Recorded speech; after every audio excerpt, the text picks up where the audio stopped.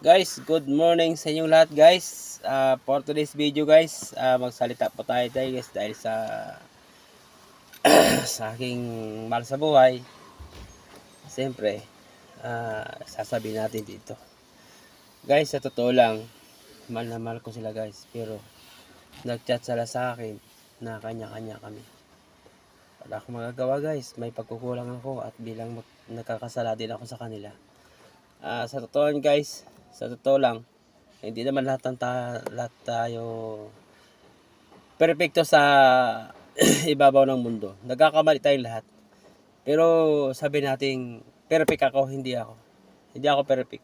Hindi ako perfect na bilang kasakali, bilang isang tatay ako. Hindi ako perfectong pagkatao. Sa totoo lang, nagkakamali din ako.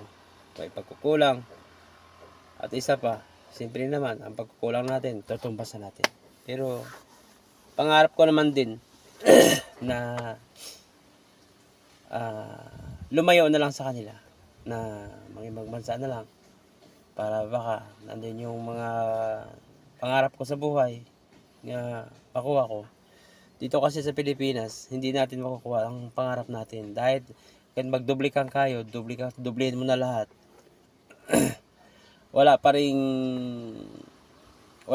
kaayusan ng trabaho dito sa Pilipinas. Dahil po, kung palakin man sahod mo, dagdag pa rin ang trabaho mo. Pero sa ibang bansa, dagdag sila ng trabaho, pero dinagdagan din ang iyong sahod. Yun ang kagandahan sa ibang bansa. Dito sa Pilipinas, dagdagan ka ng trabaho, pero yung sahod mo, ganun pa rin, kapiranggot pa rin. Kahit sabi natin, binata ka, kulang pa rin yan. Pero kahit mag-ipon ka, at ilang taon mag-ipon, kahit ka ng kayod, wala na, pagod na sa buhay, kahit anong ipon mo, wala pa rin makikita. Pero, mahirap na kasi nang sabihin natin, katulad sa akin, nagtatrabaho ako. Siyempre, alangan, hindi ko kakain. Hindi ko nagbabayad ng bahay, tubig, kuryente.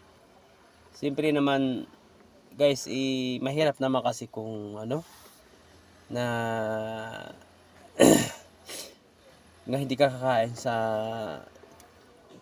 pagtrabaho mo. Dahil kung wala kang kain naman, pagod naman din, nanghihina ka rin. Pero sa akin naman, sa totoo lang, mahal na mahal ko sila. Pero may pagkukulang man ako sa kanila.